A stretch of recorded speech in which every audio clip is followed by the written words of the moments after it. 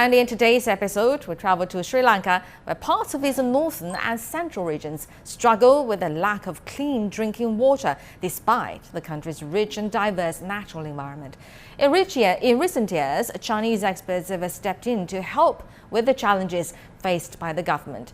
And Liu Jiaxin tells us the story of how technical support from China in Kandy city has been saving lives.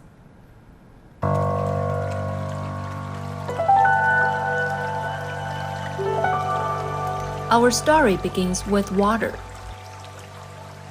Known as the teardrop of the Indian Ocean, Sri Lanka is especially sensitive to climate change. The decrease in precipitation has left parts of the country short of the key resource for years.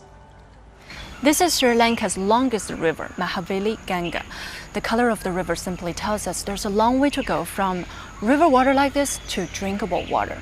But a few years ago, due to the lack of water purification technology, villagers in remote areas in central Sri Lanka simply filtered the surface water river like this and drank it directly. And that makes Sri Lanka a country with a high incidence of chronic kidney disease of unknown etiology. In the areas of Sri Lanka with a high rate of chronic kidney disease of this kind, 1 in every 5 people are sufferers. Most of the patients are breadwinners for their families, typically males aged 30 to 60. After falling ill, they often lose the ability to work and are burdened by high medical expenses. We had about recorded 50,000 around patients. Most of the hypotheses we got focusing about drinking water. By that time, we didn't have technology to make sure water is safe for public consumption. Between 2008 to 2015, we were in a very critical stage. So during that period, we need some external assistance to overcome those problems. We had some discussions with the Chinese government. China accepted Sri Lanka's request for help. In 2015, witnessed by the presidents of both sides, the two countries formally launched cooperation in water purification and research. A 70-person team from the Chinese Academy of Sciences has since become the technical core of the project. After investigating the local groundwater, we found the water was hard and high in fluoride. Through research and experiments on mice and rats, it's been proven the water is closely related to kidney disease.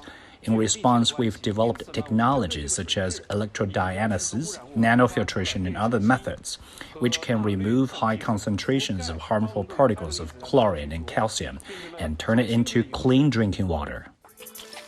To date, Chinese scientists have helped to solve the drinking water problem for more than 5,000 people in central and northern Sri Lanka. This building, the China-Sri Lanka Joint Water Technology Research and Demonstration Center on the campus of the University of Peradeniya, is also teaching the program in water studies.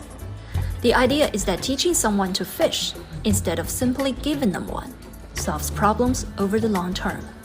This is not only from University of Peradeniya. We have made awareness programs to other universities in Sri Lanka and also to the other research institutes in Sri Lanka. So they are sending us a group of students, and a lot of volunteers are also here. Traveling between Beijing, China and Kandy, Sri Lanka has become routine for Wang Yawei and others. On the way back, he tells us that before doing anything, he asks himself about the significance. And he says providing water purification technology to Sri Lanka fills him with a strong sense of honor. Quoting Wang's words, our story also ends with water.